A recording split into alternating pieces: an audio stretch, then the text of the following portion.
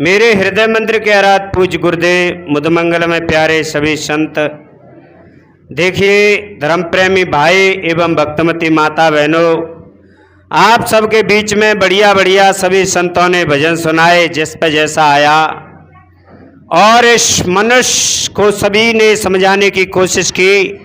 कभी किसी ने कोई वंदना कही, जिसकी समझ में आया उसने तो ये कही कि मेरे पर गुरु महाराज की बहुत बड़ी कृपा है, गुरु चरणन की धूल मस्तक लाग रही, इससे सारी मेरी दुविधाएं दूर हो गईं। ये हमारे किसी समझदार भक्त की पुकार है कि गुरु महाराज की जब कृपा होती है तो ऐसे ही अटूट होती है। संत कहते हैं गुरुबिन भवनिद तरह न कोई, और जो विरंच शंकर सम होई। गुरु के बगैर तरा नहीं जा सकता है, इसलिए सभी मनुष्यों को सदगुरु संतों के सानिध्य में आना चाहिए।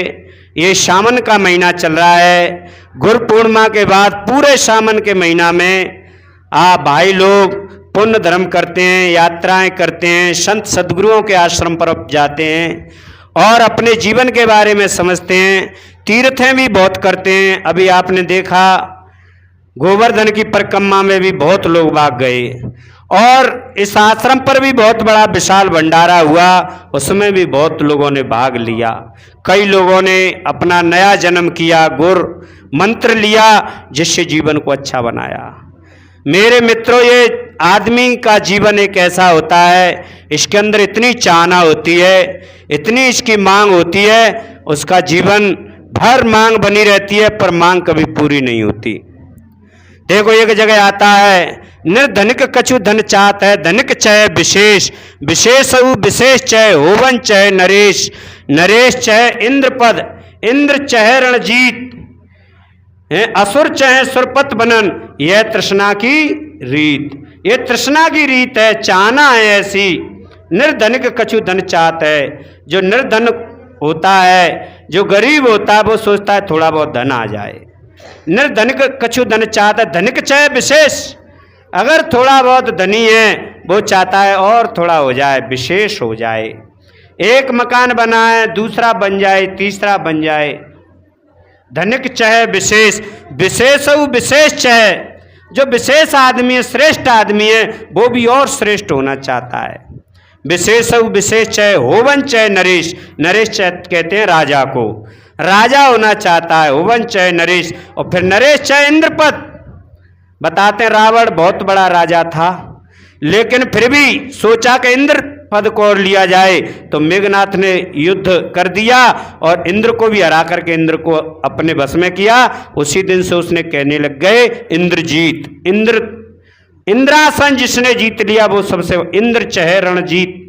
और फिर भी इंद्र, अगर इंद्र आसन मिल जाए, इंद्र शासन मिल जाए, लेकिन फिर भी क्या होता है, इंद्र चह रणजीत, और इंद्रासन को भी पाकर के संतुष्टि नहीं है, फिर सोचता है मैं रण में सबसे ज्यादा श्रेष्ठ जीतने वाला बन जाऊं। तो मेरे मित्रों, ये आदमी की ऐसी जिंदगी है। एक कहानी से आप लोग समझेंगे आदमी कैसे नहीं कभी बढ़ता है।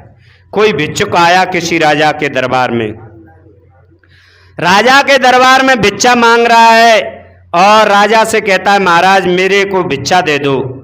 कि चाहे कितना भी ले लो, पर भिक्षा लूंगा, पर जब लूंगा जब मेरे पात्र को भर दिया जाएगा। तो राजा मुस्कुराए, राजा हंस गए। राजा बोले कि कैसा पागल है, हमारे दरबार में खड़ा हुआ है, अच्छे अच्छों की हमने झोलियां भर दी, और तू एक छोटे से पात्र को लेकर के कहता है कि ये भर जाना चाहिए, तो ही मैं भिक्षा लूंगा। कि हाँ मैं सच कहता हूं, ये मेरा पात्र अगर भर जाएगा तो ही भिक्षा लूंगा, इस शर्त पर अगर आप राजी हो तो ही मेरे को भिक्षा देना। क्या कैसी बात करते हो कि मैं सच कहता हूं, तो क्या चाहते हो बताओ, कैसे तुमको पक्का होगा कि आप त्रिबच्चा भरो, आप पक्की करो इन सभी पंचों के सामने। तो एकदम राजा एकदम अहंकार में बोला, मंत्री दुनिया तो अन्न से भरती है, मैं सभी सभा के बीच में कहता हूं जब तक ये पात्र नहीं भरेगा तब तक हम भिक्षा देते रहेंगे। मंत्री इनको हीरा जवाहरातों से इस पात्र को भर दो। तो थोड़ा सा पात्र लेकर के आगे किया, और मंत्री ने आदेश किया, तो सभी जो पहरेदार जो वहां सेवक थे उन्होंने हीरा जवाहरात लाना शुरू किया और उस पात्र में डालना शुरू किया। पहली बार एक भर करके पला डाला और डालते ही उस पला का पता ही नहीं चला उस पात्र में कहां चला गया। कहने का मतलब सवेरे से शाम तक पात्र में डालते रहे और पात्र खाली का खाली दिखाई दे रहा है। रात के 10 बज गए, लोग इकट्ठे होने लग गए कि कैसा भिक्षुक आया है, कैसा ये पात्र है। राजा डाल रहा है बहुत सारा हीरा जवाहरात, खजाने खाली होने के लिए जा रहे हैं, लेकिन ये पात्र भरता नहीं है। धीरे धीरे राजा से कहा कि देख लो, डालते चलो। राजा ने कहा कि हम इसे भर के छोड़ेंगे। धीरे धीरे, कहने का मतलब रात के 11-12 बज गए। राजा ने सोचा खजाने भी खाली हो गए, मुझे ऐसा लगता है ये तो कोई न कोई चमत्कार है। एकदम राजा चरणों में गिर गया, कहता है महात्मा, अरे भिक्षुक राजा, मेरे को क्षमा कर दो, वास्तव में मैं शर्त को हार गया, पर मुझे ये बताओ ये पात्र है किस चीज का बना हुआ, कौन सी धातु का बना है कि तुम्हारा पात्र भरता नहीं है। तो भिक्षुक बोला कि भैया, ये मैं एक बार शमशान घाट से जा रहा था तो मुझे किसी मनुष्य की खोपड़ी डली मिल गई, तो मनुष्य की खोपड़ी को मैं ले आया और मैंने इसको पात्र बनाया है। ये मैंने देखा है, बहुत दिनों से भिक्षा मांग रहा हूं, ये आज तक पात्र भरा नहीं है। तो मेरे मित्रों, किसी धातु का अगर बना हुआ होता तो भर जाता, लेकिन ये मनुष्य की खोपड़ी एक ऐसी खोपड़ी है, ऐसा पात्र है, ये कभी भरता नहीं। और चाहे कितना भी धनवान हो जाए, लेकिन फिर भी और की चाहना रहती है। ये मैंने अभी बैराग शतक की ये बात कही, निर्धनिक कछु धन चाहत है, धनिक चय विशेष, विशेष सब विशेष चय होवन चय नरेश, नरेश चय इंद्रपद, इंद्र चय रणजीत, और असुर चय सुरपत बनन, यह तृष्णा की रीत। तो ये मनुष्य की खोपड़ी कभी भरती नहीं है। तो मेरे मित्रों, इस मनुष्य की खोपड़ी अगर भरेगी तो ध्यान साधना से भरेगी, भौतिक वस्तुओं से नहीं भर सकती है। संत महापुरुष कहते हैं बड़े बड़े धनवान हो गए, बड़े बड़े पैसे वाले हो गए, महाराज रावण जैसे, कंस जैसे, लेकिन शांति नहीं मिली। शांति मिली तो उन लोगों को मिली जिन्होंने ध्यान से इस खोपड़ी को भरा, जिन्होंने साधना से इस खोपड़ी को भरा, उनको बहुत शांति मिली। आज हमारे और आपके बीच में जितने भी महापुरुष हुए, उन्होंने इस जिंदगी को धन से नहीं तौला, इन्होंने जिंदगी को कभी ताकत से नहीं तौला, जब भी तौला तो सत्य से तौला, जब भी तौला तो ध्यान से तौला। तो मेरे मित्रों, मेरे भाइयों, सभी बहन भाइयों को ध्यान करना चाहिए, ये मनुष्य की खोपड़ी कभी भी भौतिक वस्तुओं से नहीं भर सकती है, भौतिक धन से नहीं भर सकती है, भरेगी तो साधना से भरेगी। तो सारे कपट छल को छोड़ करके किसी सदगुरु के सानिध्य में चले जाएं।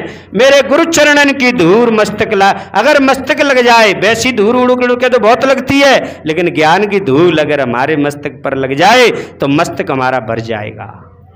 तो मेरे मित्रों, ये गुरुदेव के सानिध्य में आकर के ही हुआ जा सकता है। आदमी जने कैसे कैसे ठटकर्म करता है, जन कैसे कैसे कुकर्म करता है, बिल्कुल नहीं डरता है इन कर्मों से, कर्म करता हुआ चला जाता है। आप देखते हैं जिन्होंने गलत कर्म किए, जिन्होंने गलत कर्म करे, तो कैसे भी शक्तिशाली रहे, लेकिन इस दुनिया से रो रो करके गए। संत कहते हैं पायन पौमी नापते, दरिया करते फाल, हाथन पर्वत तौलते, तेई धर खायो काल। कैसी कैसी बात सदगुरु कबीर देव कहते हैं, बिल्कुल आश्चर्य सा होता है। पायन पौमी नापते, इन पैरों से पृथ्वी को नापने वाले, डगों से पृथ्वी को नापने वाले। बताते हैं वामन भगवान ने 3 डगों में ही पूरे तीनों लोगों को नाप लिया। ऐसा हमने टीवी में देखा, किताबों में सुना है, नापा हो या नापा हो, लेकिन लिखा हुआ है पायन पौमी नापते, दरिया करते फाल, बड़े बड़े दरियाओं को, बड़े बड़े समुद्रों को नहाकने वाले हनुमान जी जैसे, जामवंत जैसे इस दुनिया में हुए, उनके बारे में आता है कि वो समुद्र को नाक जाते छलांग लगा के। तो ऐसे ऐसे बलवान हुए इस दुनिया में, दरिया करते और हाथन पर्वत तौलते, हाथों से इन पर्वतों को उठाने वाले। बताते हैं कृष्ण भगवान ने छिंगोंगैया में गिरिराज को उठा लिया था, और हनुमान जी ने दोनागिर पर्वत को उठाया था। एक अंगूठा पर रावण ने केला, इनके लेख दिए, उनके अनुसार हम कहते हैं हमने देखा नहीं है।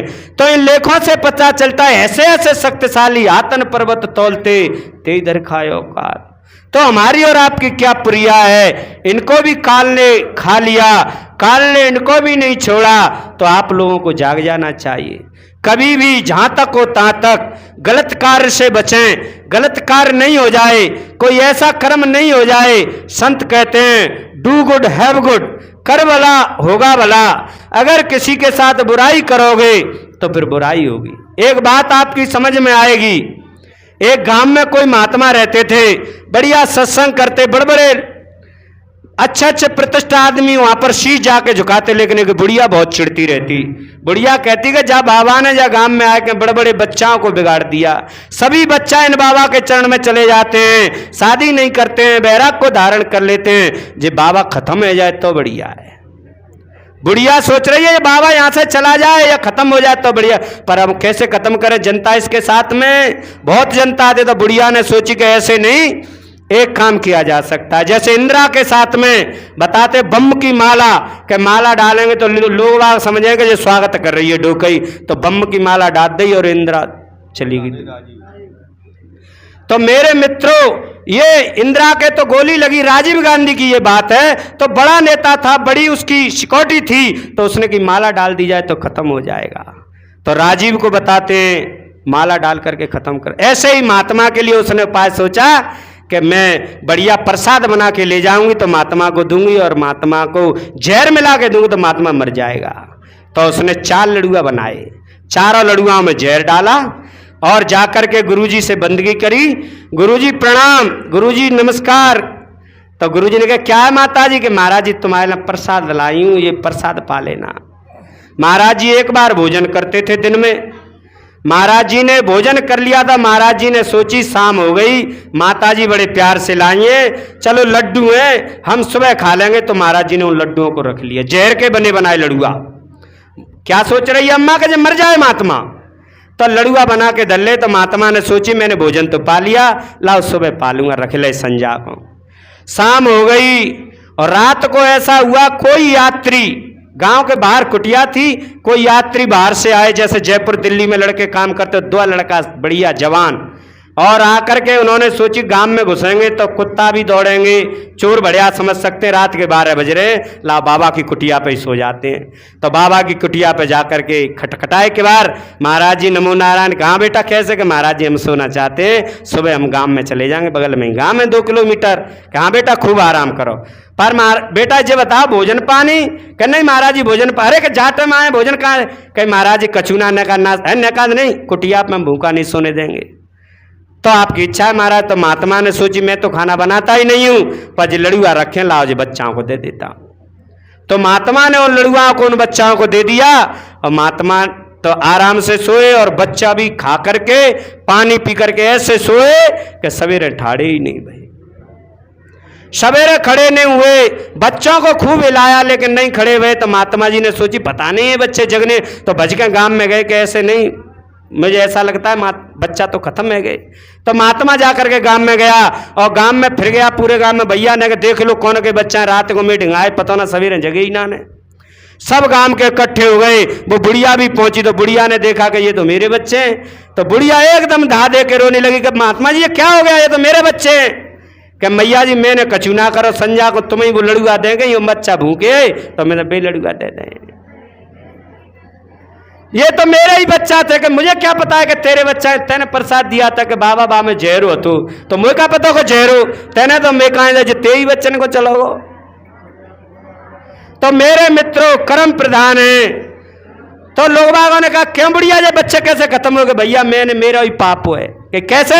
कि मैंने जब महात्मा के लिए बुरा चीता, मैंने सोची जी बाबा मत जागो, के पर जब बाबा ने ना सको तो मैं मोड़े नहीं दे दो। क्यों बाबा तुमने कैसे दिया? कि महाराज हाथ जोड़े की बात है, मुझे नहीं पता है, मैंने तो ये समझा कि मेरे लिए प्रसाद है, बच्चा भूखे नहीं सो, तो मैंने तो मुझे क्या पता कि जा मैं जहरो।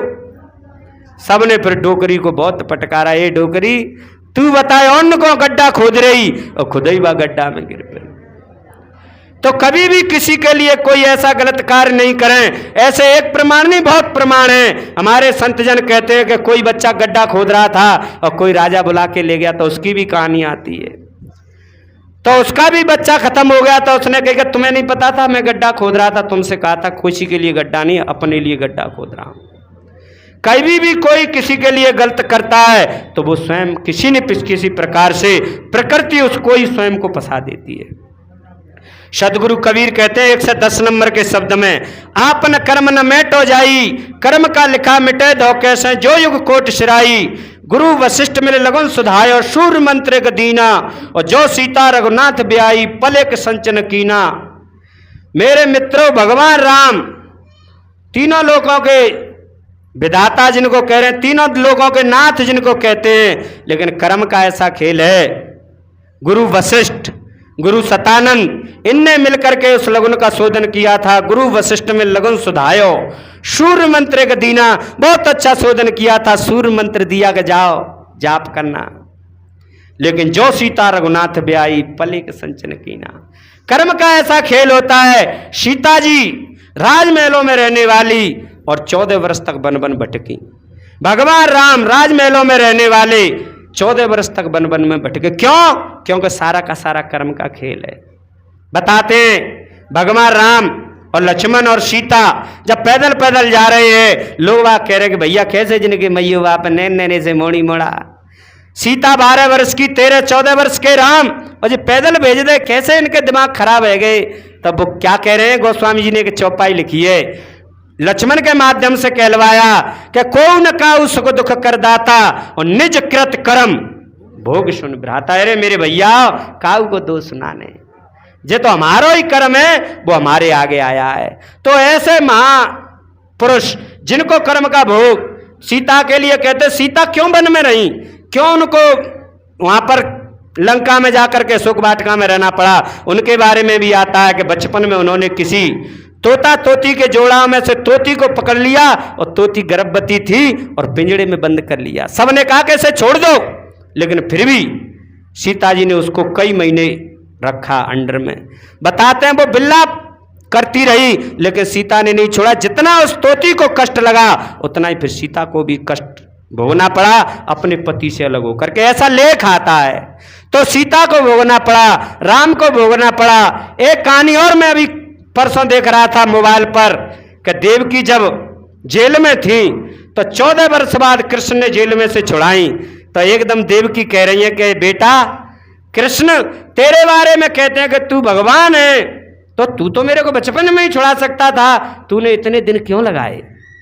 तो एकदम देवकी से कृष्ण बोले कि मैया अभी तुमको पता नहीं है, तुमने मुझको त्रेता युग में 14 वर्ष का वनवास दिया था, मैं भी वन में रहा था, अपने माता पिता से अलग रहा था, परिवार से अलग रहा था, इसलिए तुमको 14 वर्ष इस जेल में काटनी पड़ी है। तो मैंने काटनी पड़ी है, तो मैं कौन हूं कि तुम कैकेयी हो, तुमने मेरे को वरदान, तो मैं कैकेयी हूं, तो कौशल्या कौन? कि कौशल्या जसोदा है। जिस जसोदा ने मेरे को पाला है वो मेरी माँ कौशल्या है। मैंने तेरे को वचन दिया था, जब तू दुखी हो रही थी तो मैंने कह दिया तेरे गर्भ से जन्म तो लूंगा, पर तू पालन नहीं करेगी। तो इसलिए ये कर्म का खेल है। मैंने जब 14 वर्ष भोगा तो तुमको भी 14 वर्ष इस जेल में रहना पड़ा है। और कौशल्या मेरी माँ थी, उसने भी मेरे को प्यार दिया, तूने भी प्यार दिया, दोनों को ये परिणाम मिला है। ये सब कर्म का खेल है, मेरा इसमें कुछ नहीं है। तो भगवान राम कर्म से नहीं छूटे, कृष्ण कर्म से नहीं छूटे, तो मेरे मित्रों आप और हम कैसे छूट सकते हैं। जब बुढ़ापा आ गया कृष्ण का, मैं बात को पूरा ही कर रहा हूं, एक बात और ध्यान आ गई। जब बुढ़ापा आ गया कृष्ण का, एक जगह मैं कथा में सुन रहा था, करीबन 84 वर्ष की उम्र कृष्ण की हो गई। देख रहे हैं बच्ची बच्चा शराब पी रहे हैं, बच्ची बच्चा आपस में लल्लड़ के यादव, 56 कोट यादव आपस में ही भिड़ गए और खत्म हो गए लल्लड़ के। और एकदम अपने गुरु सांदीपनी से कृष्ण पूछ रहे हैं कि प्रभु मुझे ये बताओ कि मेरे को शांति कैसे मिलेगी। कृष्ण जो महायोगेश्वर जिनके बारे में कहते हैं वो भी पूछ रहे हैं मेरे को शांति कैसे मिलेगी, मेरे परिवार के आपस में लल्लड़ के मर गए। तो गुरु कह रहे हैं कि भैया जे कृष्ण तुमने ये नीति चलाई ना ने, जे तुमने ये राजनीति चलाई, इनका कुछ परिणाम तो तुमको मिलेगा, तो मेरे को शांति मिल सकती है। हाँ मिल सकती है, अगर तुम साधना करो तो किसी एकांत वन में जाकर के भजन करो। कि हाँ जी ठीक कहते हो, तो कहाँ जाऊं? चले जाओ वन को चले जाओ। तो प्रवास पट्टन नाम का वन, वहां पर जाकर के शांति से ध्यान करने लगे। ध्यान होता, ध्यान जितना करते एक बार कभी ध्यान में हैरान हो लेट जाते। तो एक जगह लेट रहे, पांव पे पांव धर के लेट रहे, न्यों करके तलवा दिख रहा, और तब तक कोई बधिक आ गया। बदक ने सोचा कि हिरन खड़ा हुआ है वन में, और खींच करके जहर का भुंजा हुआ तीर एकदम तलवा में लगा, आय की आवाज आई। उसने सोचा मेरी शिकार बन गई। भज करके बदक आया और बदक ने देखा कि ये तो कृष्ण है। हाथ जोड़ने लगा कि प्रभु मैंने आपको नहीं मारा, मैंने तो शिकार समझी। कि भैया तैने तो शिकार समझी, पर तेरा मेरा बदला था। कि कैसा बदला? कि तू पहले जन्म का बाली है, मैं पहले जन्म का राम था। मैंने छुप करके बाण मारा, आज तूने भी छुप करके बाण मारा है। कोई बात नहीं है, मेरा तेरा आज तक का संवाद है। नहीं प्रभु मुझे, अरे माफ की बात ही ना है, आज एक्सीडेंट हो गया, अब ये एक्सीडेंट दोबारा नहीं होगा। पर तुम मेरी सेवा बताओ भगवान, मैं क्या कर सक, बस तुम एक बार अर्जुन को बुला लो। अच्छा ठीक है, अर्जुन को बुलवाया गया। साथ में गोपियां भी आई। गोपियों ने कही तो हम भी लास्ट में मिलना चाहते हैं। गोपी भी आई, कृष्ण अर्जुन से मिले, बढ़िया तरीके से बातचीत हुई। और कृष्ण कह रहे हैं कि भैया अब मैं अपने धाम को जा रहा हूं, तुम इन गोपिकाओं को हिसाब से ले जाना और अपने अपने घर छोड़ देना। कि ठीक है। जैसे ही बाण निकाला कृष्ण तो अपने धाम को चले गए। ऐसा लेख में आया है। अर्जुन लेकर के वन से जा रहे और तब तक भील आ गए। भीलन ने जो कहते हैं अर्जुन नर को काबड़ो समय बड़ी बलवान, और भीलन लूटी गोपिका और बेई अर्जुन बेई अर्जुन थे, बेईमान थे, लेकिन अर्जुन कछु नहीं कर पाया। अर्जुन बंदी बना ले, गोपिकाओं से सारा जेवर लूट लिया। वो कौन थे? वो भी कर्म का खेल था। वो एकलव्य के कोई चेला चांटे थे। एकलव्य का अपमान करवाया कृष्ण के चक्कर में, गुरु ने उसका अंगूठा कटवाया था। आज उसी कृष्ण को एकलव्य ने भी कह दिया था कि मैं नहीं विजेता बन पाऊं, आगे चल के इस कृष्ण को भी, इस अर्जुन को भी मैं नीचा करके दिखाऊंगा। तो आज वही कर्म का खेल यहां पर आया। तो ऐसे ऐसे महापुरुषों की ये बात मेरे को ध्यान आई, तो मैंने आपसे कही मेरे मित्रों, हम और आप तो एक गरीब स्तर के आदमी हैं, हम तुम क्या कर सकते हैं, किसी से क्या टक्कर ले सकते हैं। इतने बड़े बड़े महाबली वो भी कर्म के फंदा में फंसे। तो कर्म बड़ा है, कर्म प्रधान है। गोस्वामी जी कहते हैं कर्म प्रधान विश्व रच राखा, और जो जस कर है सो तस फल चाखा। आज आपने मेरी बातों को बड़े ध्यान से सुना, बस आज अब इतना ही। बोल गुरु महाराज की साहिब।